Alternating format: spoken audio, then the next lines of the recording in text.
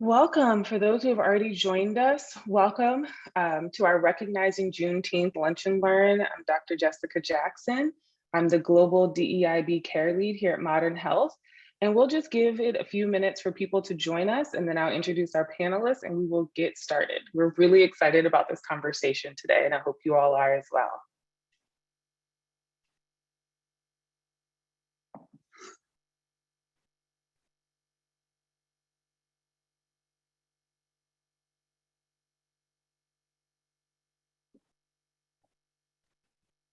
For those who are joining us, as we wait a few minutes for people to come in, please feel free to let us know where you're joining us from, which country you might be from, which part of the US that you might be from. We'd love to hear where people are joining us via Zoom, where you guys are.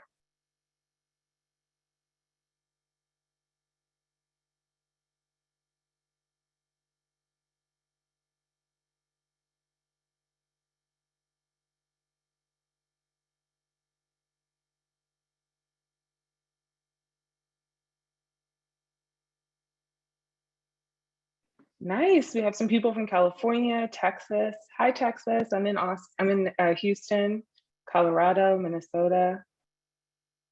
Exciting. Lots of all over the US so far. Portland.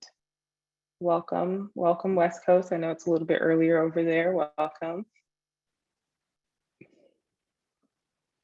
All right, so we'll give it one more minute and then we'll get started. Welcome, Chicago and New York. Thank you for joining us.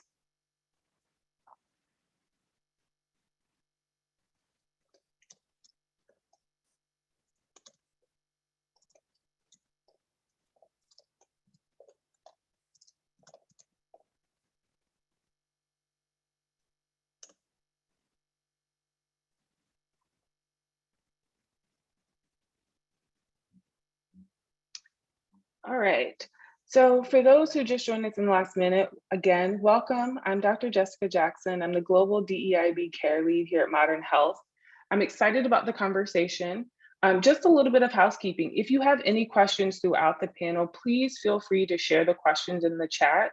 We will also leave a little bit of time at the end for Q&A if you would rather wait to hear what we're talking about, but we would love to hear your thoughts throughout as a part of the conversation. To kick us off, I would like to introduce our two panelists. I would like to introduce Jessica Jolley and Chris Riddick, and I will give them an opportunity to share a little bit about themselves. Thanks so much, Jessica. I'm excited to join this conversation with Chris and with Jessica. I am the head of diversity, equity, and inclusion at Pindo, which is a product-based software SaaS company in Raleigh, North Carolina. We have offices all over. So I saw some people in the Bay in New York. We're based there. I've been working in the DE&I space for a while, started my career out at Deloitte, really looking at the retention and advancement of women of color at our company, and then ended up doing some work with an effort called My Brother's Keeper Alliance, which is an initiative of the Obama Foundation, specifically looking at race and equity and some of the systemic barriers and how to improve and address those barriers. And did consulting in this space, have been doing, did consulting for a while before joining Pindo. I've been at Pindo a little less than a year and really excited to talk about the work we're doing as a part of this conversation. So thanks for having me, Jessica. Thank you. Chris, would you like to share a little bit about yourself? Yes. Hello, everyone. My name is Chris Riddick, bringing you greetings from Washington, D.C. But connected with both Jessicas, we all have a North Carolina connection. That is my home state. And love the fact that we're representing North Carolina and the East Coast here. I am a principal at ReadySet. ReadySet really is a high-tech boutique consulting firm that focuses all day, every day on matters of diversity, equity, and inclusion. I've been in consulting for about 12 years prior to ReadySet. Like Jessica, I started my consulting career at Deloitte and have had a couple of stops along the way. Focused mostly on people practices with federal government agencies prior to joining at ReadySet just about 2.5 months ago. Most of my work has been focused either on performance matters and learning and development, human capital strategy, talent, things like that. And DEI, we also like to say belonging, some people say justice as well, falls within a lot of the work that I have done, but it's certainly the work that I do all day, every day now. I have a doctorate of education, organizational change and leadership, and I focus on diversity, equity, inclusion matters, specifically within nonprofit organizations. I always found that there were these organizations that have these missions to serve the quote unquote underserved communities, but do not have staffs that reflect the communities in which they serve. And I was curious, why is that the case? And that in turn has allowed me to also think about organizations in general, diversity practices, equity practices, inclusive practices. And I'm just really happy to be part of the conversation. So thank you. Thank you both. So before we jump into the conversation, I just want to give a little bit of context to what we're talking about today. And so really our goal in this conversation is to really encourage ourselves, but encourage everyone who's joining us to really reflect on the significance of Juneteenth and what it means to celebrate it in corporate America. We also have circles, and I encourage everyone to attend them, that are happening throughout June that are related to the history of Juneteenth and Juneteenth in the 21st century. So I'm going to give a brief overview of what Juneteenth is for those who have not had a chance to join our circles. Before a deeper dive, I really encourage you to join those to be able to get the full breadth and have more conversation about it. Juneteenth is a holiday that is celebrated on June 19th, and it came about because the last African Americans who were enslaved in Galveston found out that they were actually free by the Emancipation Proclamation, but they found out 2.5 years later after the Emancipation Proclamation. And so that's how Juneteenth came to be a celebration. It's known as Jubilee Day, Emancipation Day, Freedom Day. You may hear it from different names. And it happened in Galveston. So being in Houston, when I moved here, I learned that it's widely celebrated with parades and large picnics in the parks and different things. And it's actually also a holiday that's recognized in about 47 states. And so we want to talk about what Juneteenth means in corporate America and understanding where we're coming from that original celebration of the final enslaved African Americans finding out they were free and where we are today.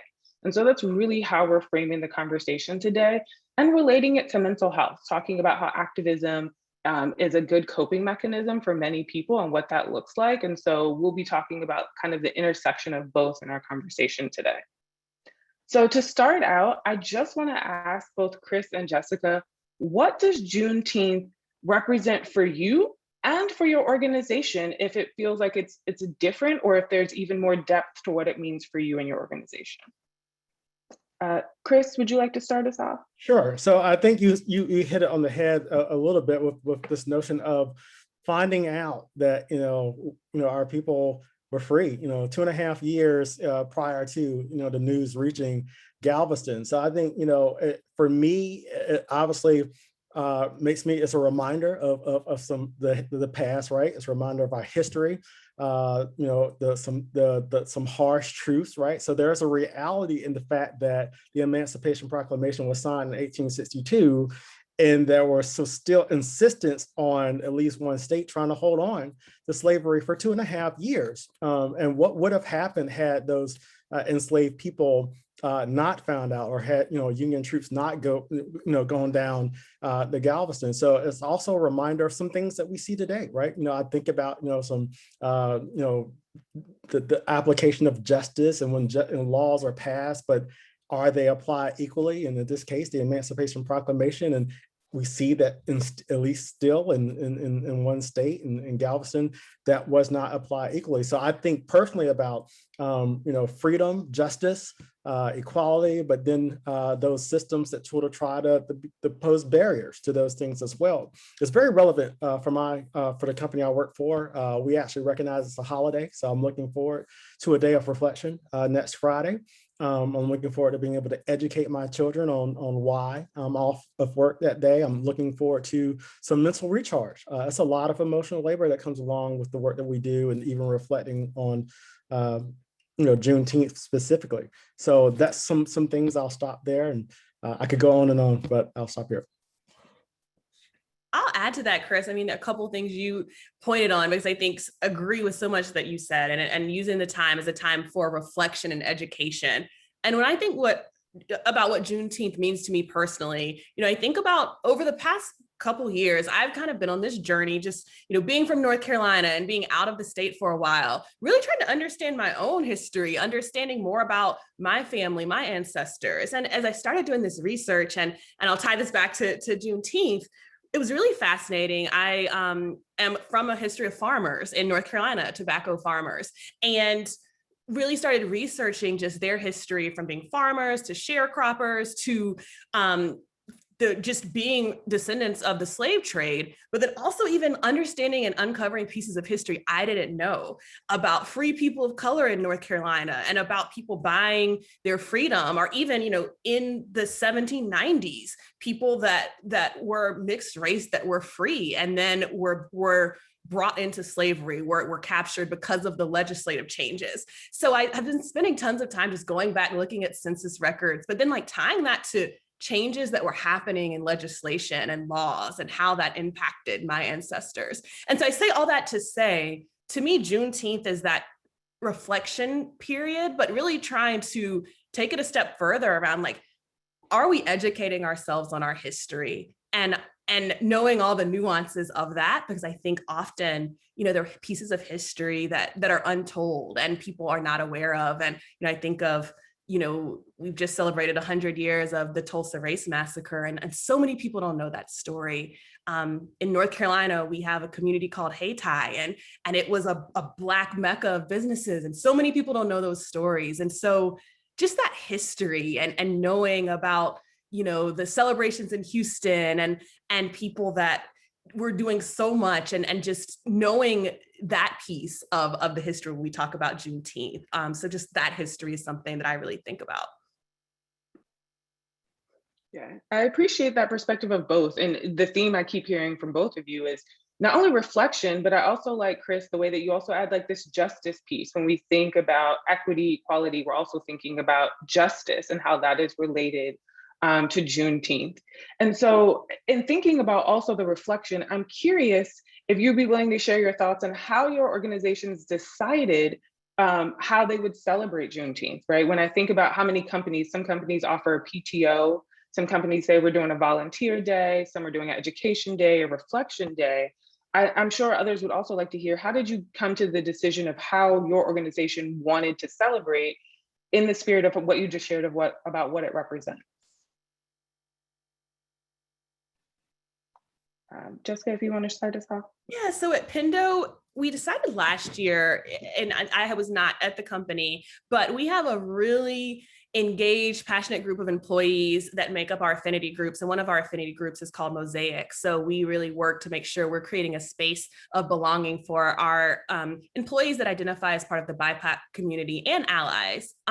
So our Mosaic group last year, they were like, we have to do something around Juneteenth. We need to educate people. We know this history, but so many people don't. And so for us, I think it's been this theme of education and awareness. So this year we are doing a conversation to really talk about the history of Juneteenth, to make sure we are having that conversation, but we're also talking about the reflections over the past year. I think Chris talked about justice and action, and what have we committed to as a company a year ago? Where are we now? What action do we want to continue to see, and having that conversation? So our leadership team, our CEO is going to be involved in that conversation, and really making sure that we have a space where people can talk and listen and ask questions and learn, but then saying what does that now mean for us individually? And then what does that mean as a company, as we're thinking about this work that we have to do to make our company a inclusive and equitable place.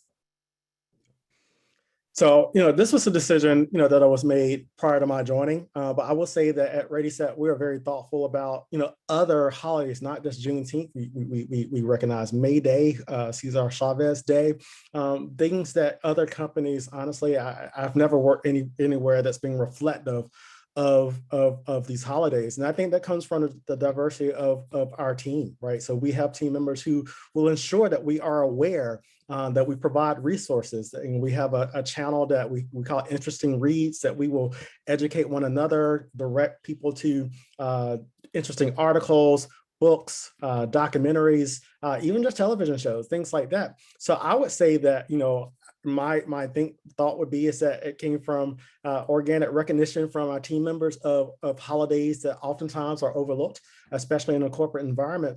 But we take it a step further, right? Being able to give ourselves the space to talk about, what does Juneteenth mean for us on a personal level, give ourselves the space to talk about why it's important that we recognize it as a holiday. But I think having the flexibility to use that day however you see fit.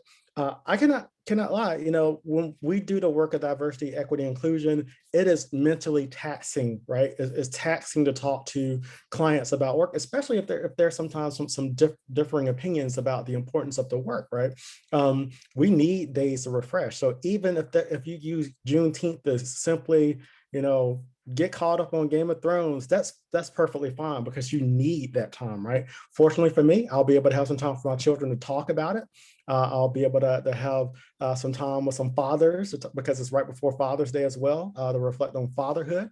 But I also want to use the opportunity to learn more. I think Jessica Jolley was certainly, on point with just talking about learning about, our history, right? My family's history, my people's history. So there's a lot of opportunity. And I just really would say that, at ReadySet, as a reflection of the diversity of our staff and bringing that to our leadership, to say that this is a holiday that's worthy of the company recognizing it. Absolutely agreed. We also have the day off here at Modern Health, and we are encouraging employees to participate in volunteering, but also the day of reflection. And I think especially after the past year that we have had, as a psychologist, I also think about what it means on the reflection of what people are experiencing, right? When we think about the murder of George Floyd, we think about the anti-Asian racism, and what the meaning of Juneteenth was originally, this emancipation, this freedom day. I also think about what that means for mental health, this toll. How often do we get a chance to pause and actually just reflect, like, okay, I don't have anything I have to do today. And what I've heard from people increasingly is like, after I reflect, then what? What do I do next? And so I'd love for us to talk a little bit about how people, employees, people in the community, how we might be able to use Juneteenth also as a way to kind of get started in activism or allyship. If we've I've reflected, I've been reading, I've been doing the work. How can I use this day as a starting off point? I'd love to know if you guys have thoughts on that. Sure. Either one of you. Yeah, I think it starts at any level, right? I think one of the things that's frustrated me somewhat is that, when George Floyd was murdered and it was so public, right? And it resonated across the world. For some people, it's just all of a sudden this aha moment. And for many of us, it's like, we've been trying to tell you these things for decades. So people would get somewhat sort of frustrated with anyone who sort of seemed to have their awakening. I always push back on that and said that if anyone's had that moment right now and they're starting wherever they are, I applaud them for starting there. I can't assume that everyone has been an ally from the moment they were born. I can't assume that everyone became an ally in college. And then the way that we express allyship, you don't have to be as active as your neighbor, right? You can start in your home. So some things that people can do, have a conversation with your family member, with a loved one. There's going to be a holiday that's going to come up, and if it's anything like my family, that's going to be that one family member that says the wrong thing, right? It's going to say something. Use that as an opportunity to start in the home, right? To educate your children, to have a conversation with a coworker at work. I volunteer. I'm on a board of a nonprofit organization. I can be able to take that reflection to talk about some things with people that I volunteer with, right? Or I can actually actively demonstrate. I can get out in the street and demonstrate to show that I am aligned with anyone who has a cause, right? So I think we can't tell people how they should act when it comes to informing and educating and being an activist. But what we can say is you can start somewhere. even if that's just immediately in your home having a conversation. For me, with my 8-year-old son, who is at some point in time going to be a grown man, who's going to remember these things that daddy told him, right? So starting there, pushing back on, that bigoted family member, and I know it's easier said than done. Maybe saying that you're going to have a lunch and learn at work. Deciding to spearhead a volunteer activity in the communities in which you serve. If anyone, goes to church, what kinds of things can you do with your church or your place of worship? So I think there's multiple different levels, and we should be proud of anyone at any point that they decide to start and at any degree of activism that they decide to take on. Yeah, Chris, that's great. And as I think about this past year, I think to that point, there's been a lot of awakening and people, educating themselves in like awareness and reading, and that is important. And at Pendo, we try to talk about like, how do you translate that to action? And I'll give some examples. Everyone in our company does unconscious bias training, which is great. And we love that, and it's really important. But we are trying to now take that a step further to say, how does this show up in day-to-day interactions? So if you are interviewing someone, if you are, if you hear a microaggression at work, what are you doing to challenge that? And we talk a lot about, being an active ally. What does active allyship look like? There's a group that does, the group's called Holla Back, and they do something called bystander training. And I encourage all of our employees to check that out, because it's not about just knowing that bias exists, knowing that racism exists. It's, if you are a bystander in that moment, what do you do? How do you challenge that? And so we're doing a lot around like, what does a break in bias look like in our day-to-day? How as an ally, do you stand up for someone that might be underrepresented in that space? How do you maybe put yourself out there? It might feel uncomfortable. How do you have hard conversations about race? Because a lot of times those aren't comfortable conversations. So just like, what are those active things you can do day to day? And I have a colleague, her name is Channing Jones. She works in diversity and inclusion, but she actually, she's been in this space for years, and she keeps her own journal to check her own bias. She writes weekly. What have I done? What have I done today? Where have I found bias creeping in? And then where am I seeing it at a systems level? And then reflecting on it. And so I think that's something I've started to do to even, make sure I'm holding myself accountable. That's awesome, right? Because, at ReadySet, we have, basically trainings and presentations on allyship, on bias. We talk about, sort of unconscious bias, systemic bias, interpersonal bias, right? But the allyship is key, and you use that term bystander. Like one of the slides, we actually literally talk about, here's a person who's a bystander, here's a person who's an ally. And I like that term that you talked about, an active ally. So at ReadySet, we use the term accomplice, right? Because an ally can say, you know what, I'm tired, I'm going home. I don't feel like doing this today. An accomplice or an active ally can say, I am jumping all in and accepting anything that comes from, my alignment with my coworker, with my friend, with my teammate, any of that, right? So I certainly say yes. I applaud that notion of the active ally and a person who says, I'm investing this time, but I'm putting all the chips in at this point. And if someone is going to look at me funny, then shame on them. Yeah. Go ahead, Jessica. I just had one more piece to that. And I think, Chris and I talked about this earlier, but you hit on this, Chris, too, I think as being an ally and thinking about how do you do that in your day-to-day. Also think about, are you taking on the work? Are you putting that on your Black and Brown colleagues? Or are you putting that on, your colleagues and saying, hey, I want you to do this work for me? And I think that can happen often with good intentions, where it's, I want to learn, I want to know what's happening. Can you educate me? And sometimes I think Chris pointed on that. If this is your day-to-day and you're living in this work, and it can be hard, it can be exhausting. And sometimes, we talk about that with our affinity groups, how do we can't only put the burden of becoming a more equitable company on a small group of employees who are dealing with their own, challenges, being Black and Brown in our company day to day. And so I think that's just a big piece, like making sure you're thinking about that and not just assuming that it's someone else's job to teach you or educate you. Absolutely.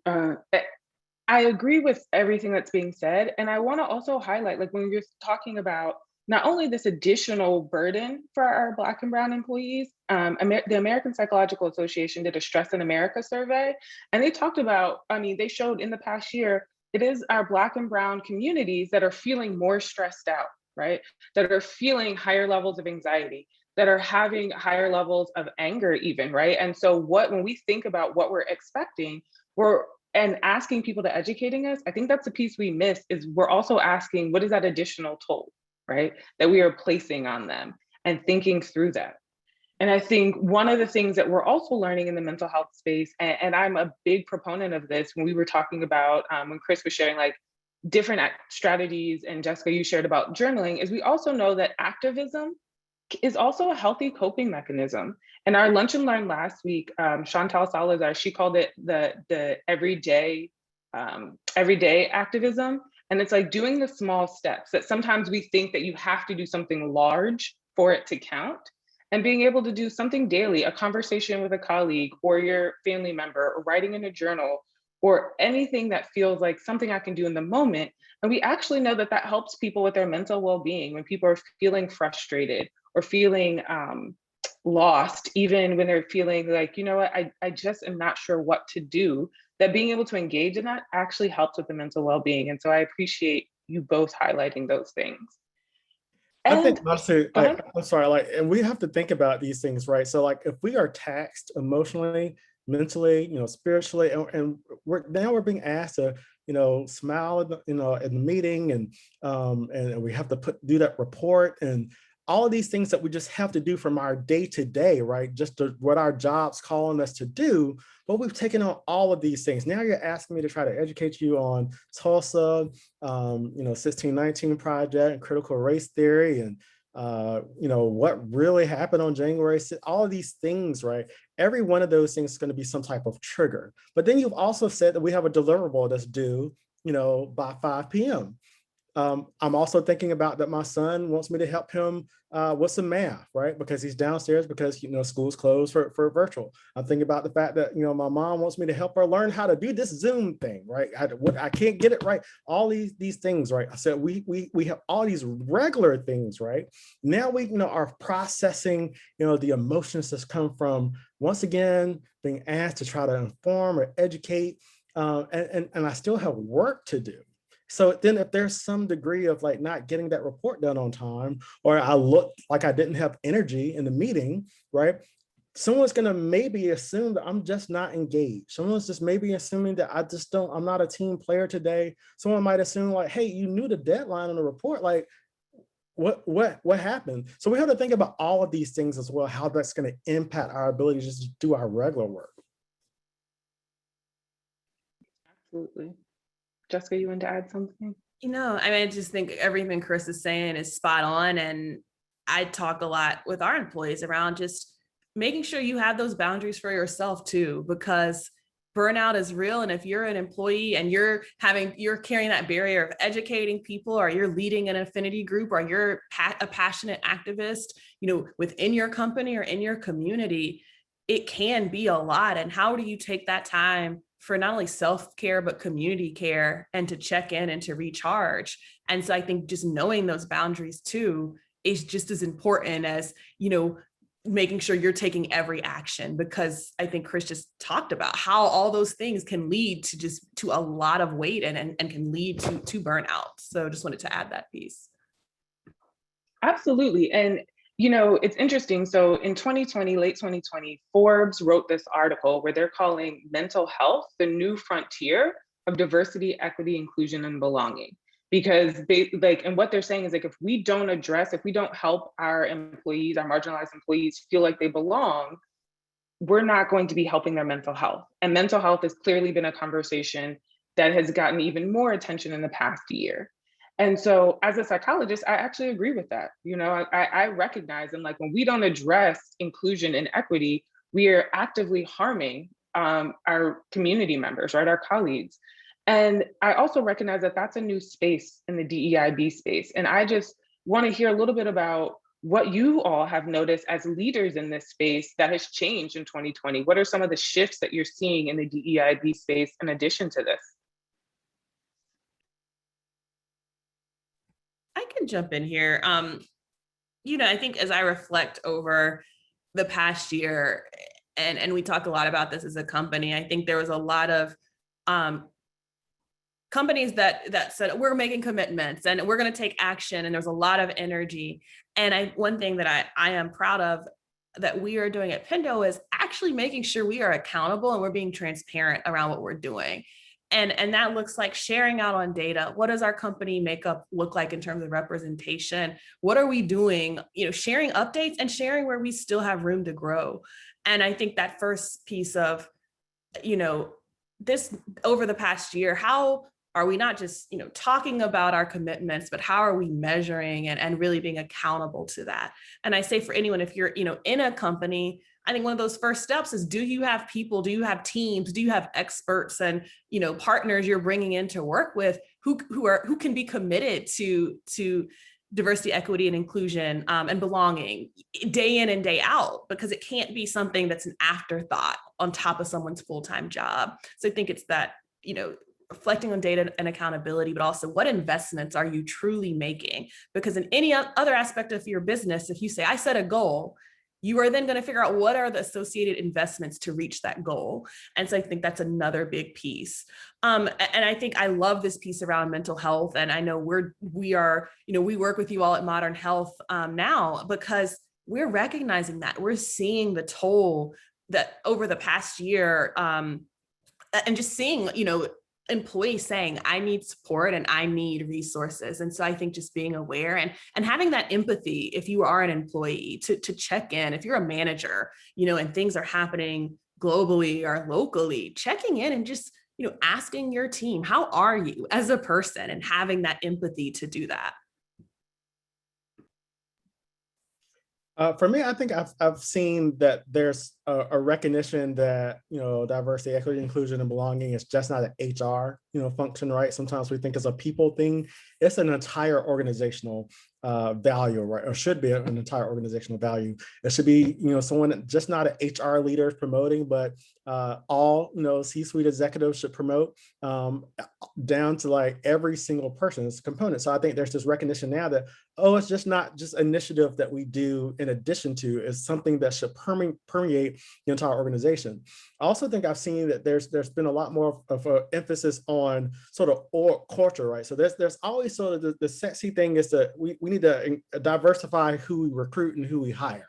But I always say, but what are they walking into, right? So if we want to have a more diverse pool of candidates, but the organization has not still addressed matters that's going to impact, negatively those diverse candidates, then you're still going to be left with the same problem 2 or 3 years down the road, because those individuals are going to leave and go somewhere where they feel valued. So there's now been a sort of an emphasis on the focus, at least from what I've been able to tell, what we try to do at ReadySet, on thinking about org culture as well. Like, what are the things that you're doing that sort of puts those statements that you put on your website to actual like work now? So I've seen that. And I think honestly, just uniquely for 2020, 2021, understanding how just the remote environment impacts these things, right? So if you're at work, you might have a safe place you can go, right? You might have an employee that we can, someone said the wrong thing in the team meeting. Can we grab a bite, or can we step out for a second? And if you're at home, you don't necessarily have as much of that. Now, granted, you're away from that toxic environment, but you might not necessarily have the comfort that you have in a coworker who you can go downstairs with and decompress.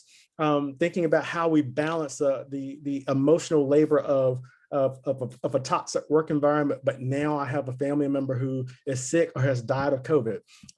Now I have to think about, if for anyone who has children who are trying to help them with virtual school, like I am tired, but like my son just asked me to do some math I never had to learn before. In a team meeting, I might not, depending on the structure of the room, people might not necessarily see me, but now I'm on camera and everyone sees me. So I have to work actively to try to hold this mask, this masking, this pain. So I think, again, organizations thinking through more deeply what diversity means, trying to, have that permeate all levels, but also accounting for this notion of remote work and how that impacts diversity, equity, inclusion, and belonging as well. Thank you. those are things that, I'm not sure that people are always considering. And I think it also, when we think about the remote piece, also, Chris, thinking about how that has also changed about how people try to engage in allyship or being an accomplice.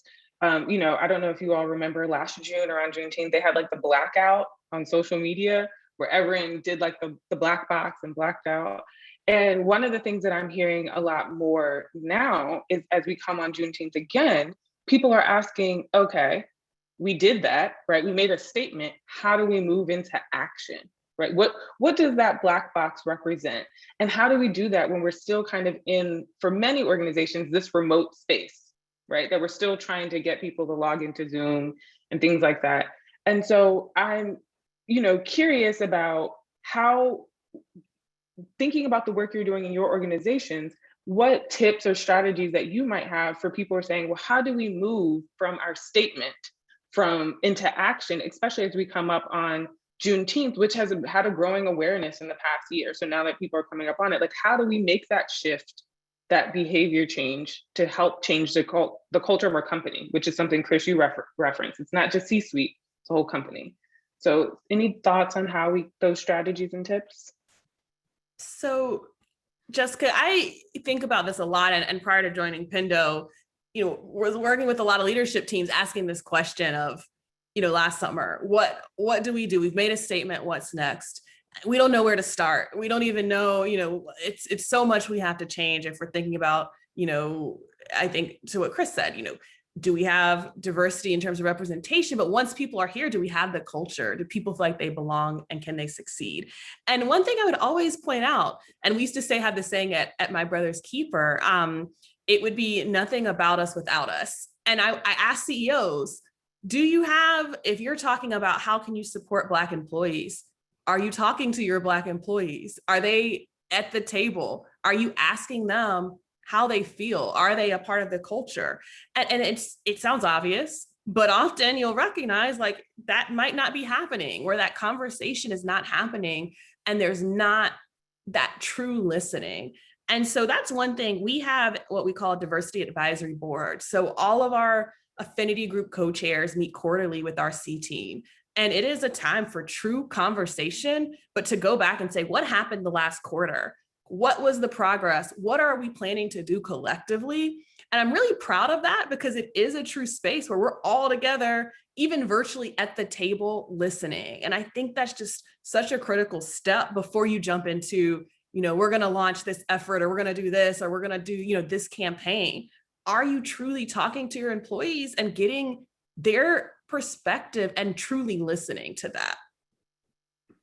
That's key, right? Because a lot of times we're trying to like go for these big sort of like initiatives, which are important as well, but that's where we're starting with, and sometimes we're setting ourselves up for failure. So that when the initiative falls flat, you actually have done more harm to get the employees are going to be skeptical. So the next time you try to do something, it's like seen this, done this before, whatever. So I think getting that employee engagement is key, because one, you're listening, you're demonstrating that you're listening, but then what are you doing once you get that feedback? So demonstrating like some activity, some of those sort of very quick quick wins. I'm also a change management practitioner, so I use that term. Those things that show right away, listen, here are the things we are trying to do to demonstrate that, right? Those conversations. I work with organizations and looking at, how does the organization present itself? Like, what's on your website? If I click on your website, do I feel like it's a welcoming environment for me? What language do you use? What images do you use? Do you have values that purport, diversity, equity, inclusion, belonging, and does that then permeate all your processes and procedures? I look at things like employee handbooks. What's the weight that's placed on DEIB? All of those things, right? So we think about some of these practices, these policies, these procedures, these people practices, the language that's used, the way an organization looks or represents itself, your hiring process, interview questions, all of those things that will actually talk about diversity, equity, inclusion, belonging as an organizational value, right? As a culture that, hopefully 2-3 years down the road, new employee walks into the organization, it always looked that way, right? But we know it's a journey. We know that some people are going to be skeptical, and we talk about that too. Why? Why is there resistance, right? Why is there some trust issues, and what kinds of things can we do to build trust, to address those trust issues? So I think all of those things collectively, but really starting with actually listening, right? So in the change management world, we often would say things like change being done to people as opposed to change being done with people. Same thing applies to diversity, equity, and inclusion initiatives. You have your top-down approaches that oftentimes fall flat. You may have all these great ideas, but it's not what your team wants or needs. Listen to your team, be reflective, and try to have some things that you can come back with immediately to build some of that support. And that's when we can move towards those big grand ideas. Yeah, I love that. And what I'm hearing from both of you is how critical it is to actually listen, right? Not listen to respond, but listen to hear, which feels different, right? And I think that's one of the reasons, even for the Lunch and Learn, we chose that title: listen and learn, and then amplify, right? How can you then use what you've learned, if you're actively listening, to share what you think changes could be, right? And I think that is the listening part is just so crucial to everything that we're talking about. So I have one more question before we open it up to questions from the panelists, from the audience. And I'd just like to know, just in general, if there were colleagues in the DEIB space, or even employees who are like, I'm thinking of moving into this space, just any recommendations that you might have for people who are saying, at my company, I'm listening to you, we have a lot of growth. Where do we get started? What might be some recommendations that you might have for people who are like, how do we do some of the amazing work that the both of you are doing? I'll put a plug in, from an organization, hire ReadySet to help you think through those things. It's hard, right? We talk to clients all the time. They say, we don't know where to start. We help you think through that. But I will say it's like, identify something, right? If it's a people process, first maybe think about, just how the organization hires, the sources the organization is going to recruit from, the pipeline that's being used. Again, think about, sort of the culture of which, those new employees may start. But like, maybe if you're thinking about a talent pipeline, start with like maybe something, right? And then start to apply diversity, equity, inclusion, belonging principles to whatever that aspect of the pipeline is going to be. I always sort of caution against prioritizing hiring, because again, you don't want like new hires to walk into a broken house, a dirty house. So I think more about culture within an organization, and some of those things that, are within that people are going to walk into. But we also know that hiring is a quantifiable, sort of like tangible, measurable result as well. So you can say we had X many applicants this year, X many applicants, here are the sources. So, that's one thing that I would say, starting with like one specific part of like a talent like life cycle or project life cycle, and thinking about some diversity inclusion principles there, or partnering with an organization such as ReadySet can help you really hone in and really build a project or a program that really works for you. Yeah, Chris, I think that's great. And I would actually have a similar recommendation. It is truly understand where your organization is on your journey in this space, but then really trying to hone in and focus and start somewhere and say how or why, what's that rationale, but bringing in the right experts. And I think Chris, said it so perfectly. It can't just be, we're focused on the talent and the recruiting side of this. It's so much more. I talk a lot about, there's the E and the I and the B. That is just as important as thinking about recruiting. And I think Chris really hit on that piece. And I think it's, one thing that I'm trying to do, and as we build a team at Pendo, is just reporting out and being transparent and saying, hey, here, we're focused on this. This is where we're at in our journey. This is, going to take some time, and then we're going to focus here. But we're at least trying to say, what are we doing? How are we measuring what's happening in the process? How are we measuring the outputs and outcomes? And then how are we learning and adapting? and saying, you know, what was working, what wasn't working. But I think there are so many experts in this space, like ReadySet. There's so many experts, whether you're focused on your culture or whether you're looking at how are we sourcing talent, and bring people in who have those expertise, who have those networks, you know, and tap into your existing employee bases if people are excited and raise their hands to be a part of the work in your company.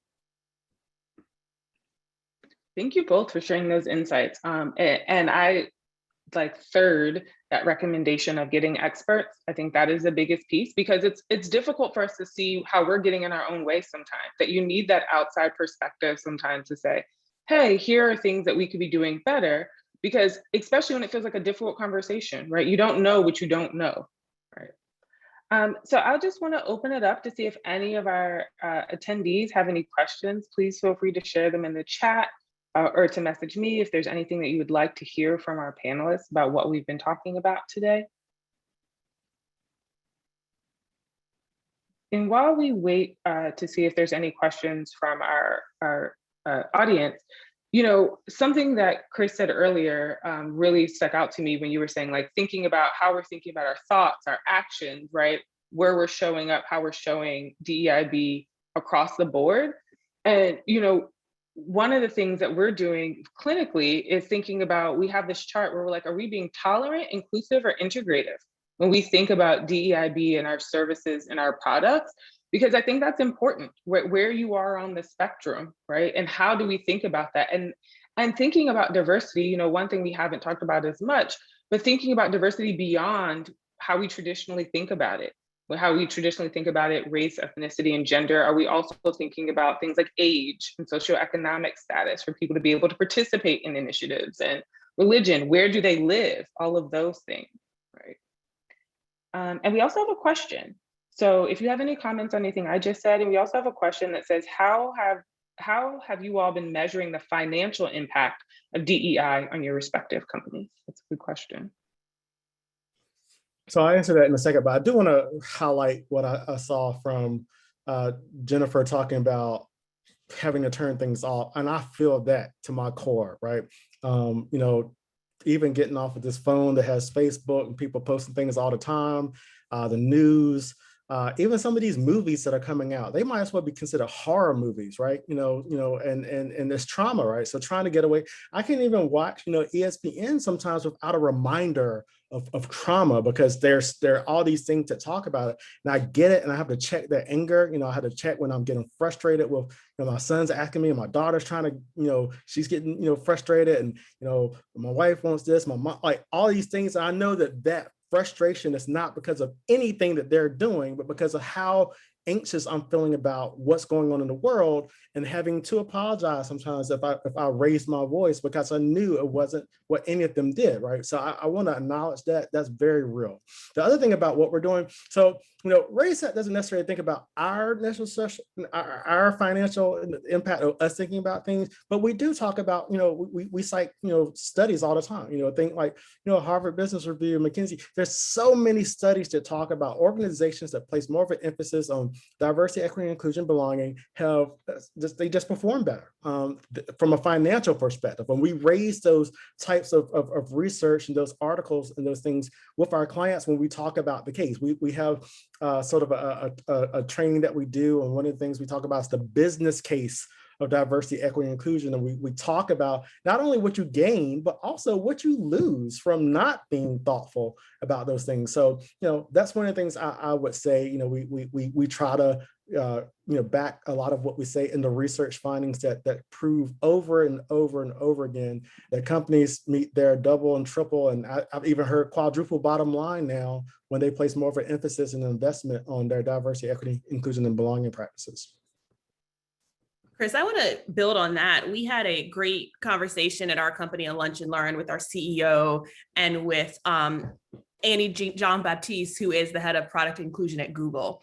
And the conversation was around, our company is building digital products and looking at analytics for things like apps and websites. And when we're thinking about being a product-led company and how we design, and we have amazing product managers and product designers, you can't just say, I'm just going to build for people like me. I'm just going to build a product that I will use, or I'm going to build an app that's relevant to me.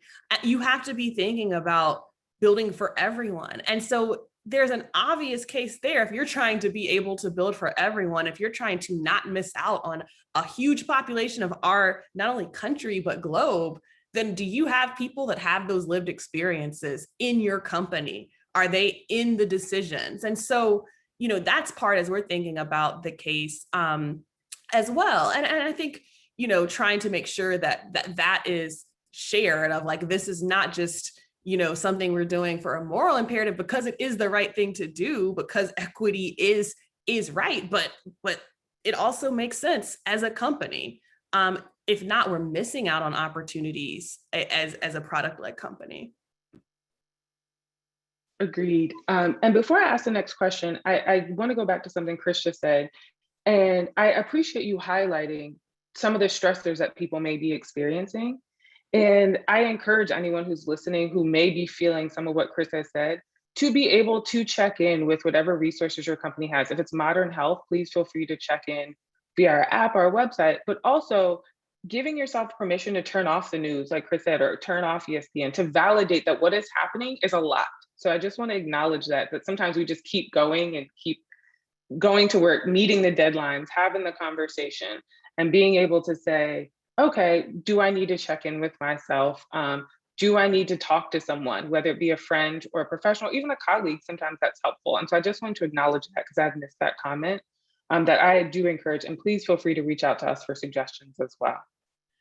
We have another question about, how do you all feel about the holiday Juneteenth being used as a part of corporate outreach and PR efforts? If either one of you have talked about that. Go ahead. Yeah, I can talk about this. I mean, we have been having tons of conversations around, like, and I think a lot of companies, when do you change your logo? What do you, you're reading, we're in Pride Month right now. What statement are we making publicly?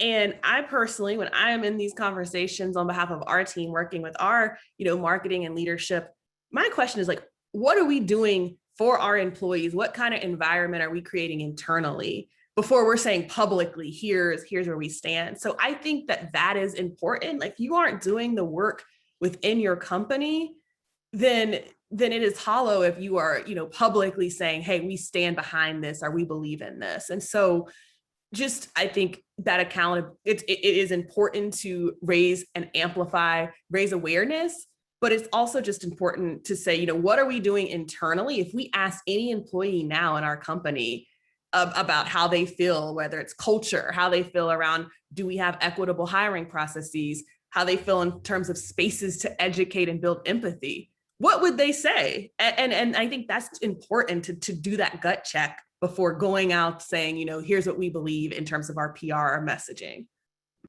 Right on the head. I think, and we saw it with last year, all of a sudden there are a lot of these Black Lives Matter statements, right?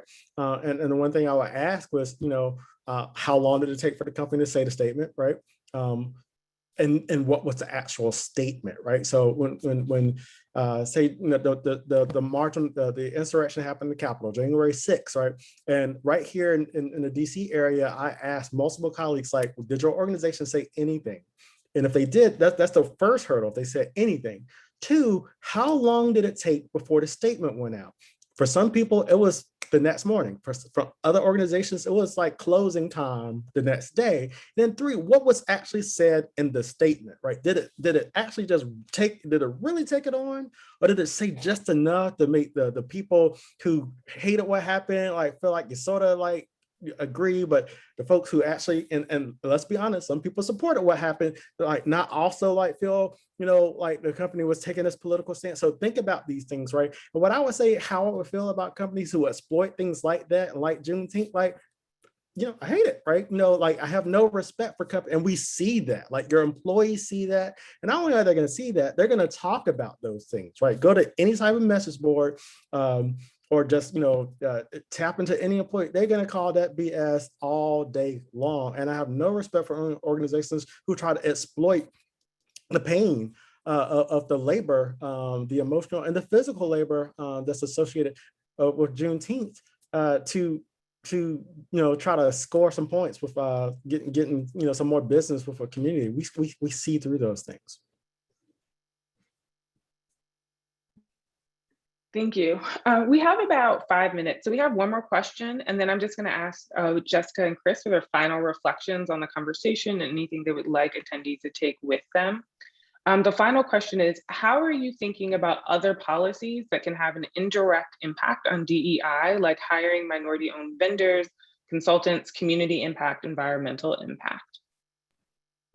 Yeah, I can jump in here. So at Pindo, we have 4 pillars when we think about our efforts. And it builds on what Chris said. It is embedded in everything. We are trying to make sure it is embedded in everything we do. So one is, our recruiting and talent.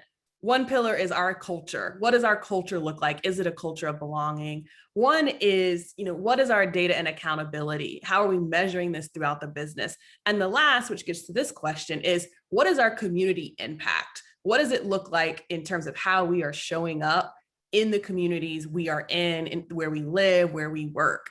And so I think that is a huge piece that we now are starting to talk about as we are going to be hiring, in our community. What does that look like? How are we providing opportunities? How are employees giving back? How are we thinking about our footprint on the community we're in? So I think that's a huge piece. 100% vendor selection, making sure that you're thinking about vendors, you're thinking about, are you providing opportunities for vendors that might be marginalized or might be underrepresented in the space that you are working in? So I would say this is something that was really important to me, to make sure it just wasn't about recruiting, that we were thinking about diversity, equity, inclusion in all aspects of the business, including how we show up in terms of our community investments.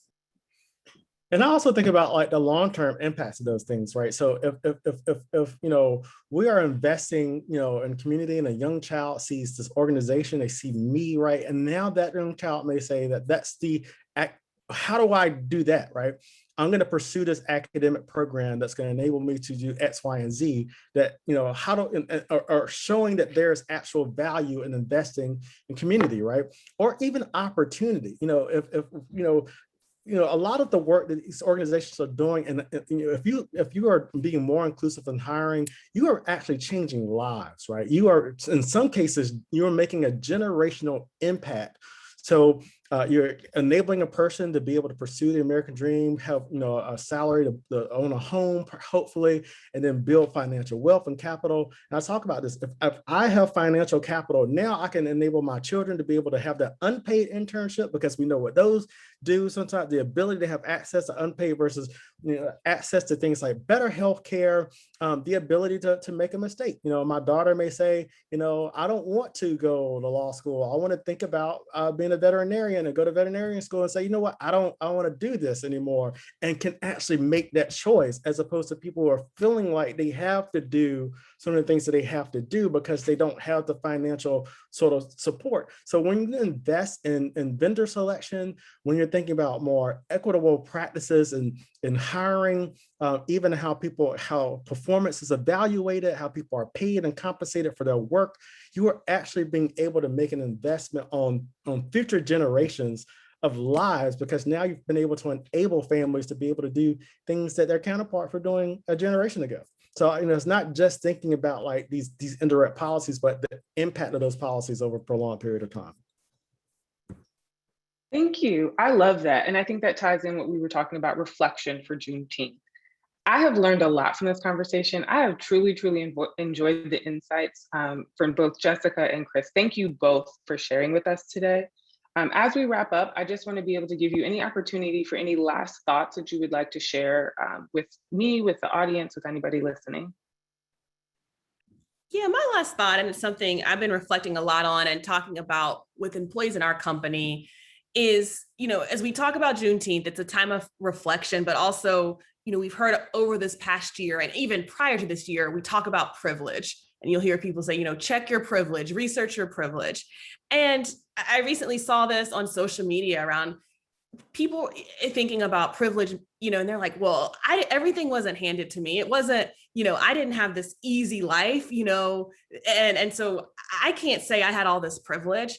And I think the quote was so great, because the quote was, privilege doesn't mean your life was easy. it means you didn't have the same obstacles and barriers often at a system level that other people had.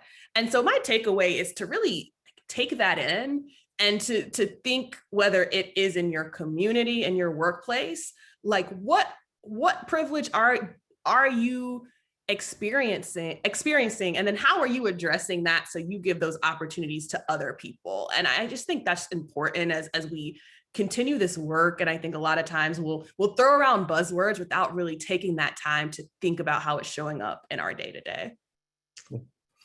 And I would say, a few things. Be kind, right? Just be kind. Love one another, respect one another, have grace. This is a hard time for everybody. Some mistakes are going to be made. We're not going to be able to keep cool at times. We're going to say some things that hopefully when we reflect on, we didn't mean to say. We're not going to have the focus sometimes that we need to have. So we're going to be forgetful about some things. Have grace. And the last thing is take care of yourself. I think tying this back to the mental health, like this is hard. Like it is okay not to be okay. Find that resource that you need. In the South, sometimes we talk about the church, but sometimes I gotta say, you gotta go to a therapist too. And there's nothing wrong with that at all. Talk to somebody. Take care of yourself, have grace and be kind. Thank you both.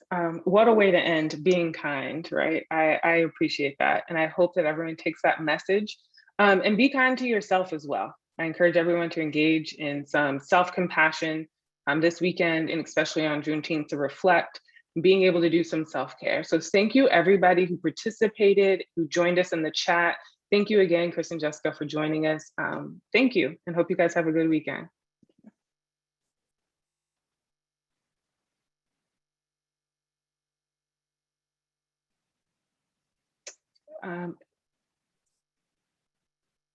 Chris, thank you. Thank you. Jessica hopped off. If you could give me 1 second, I don't know how to. I just have one thing to share with you as people. Yeah.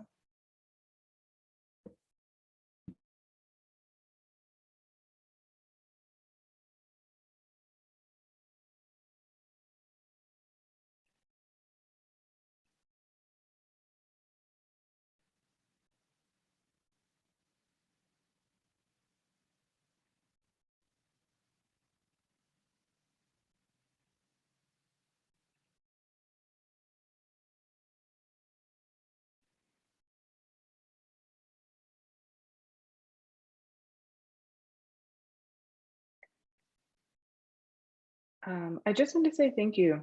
I know that you hopped on last minute, and I appreciate it. And I will send a follow-up email, but I did just want to ask if I will send a follow-up email. We wanted to send you a token of our appreciation for your work, joining us in the conversation today. So please send me an address that I can send it to. Sure. I know with remote work, it's different. Everyone is different, moving around. But I wanted to share that. So yeah, thank you. I really appreciate the opportunity. If there's any other opportunity to help, certainly reach out again. All right. Thank you. Have a good weekend. Yeah, thanks. Bye.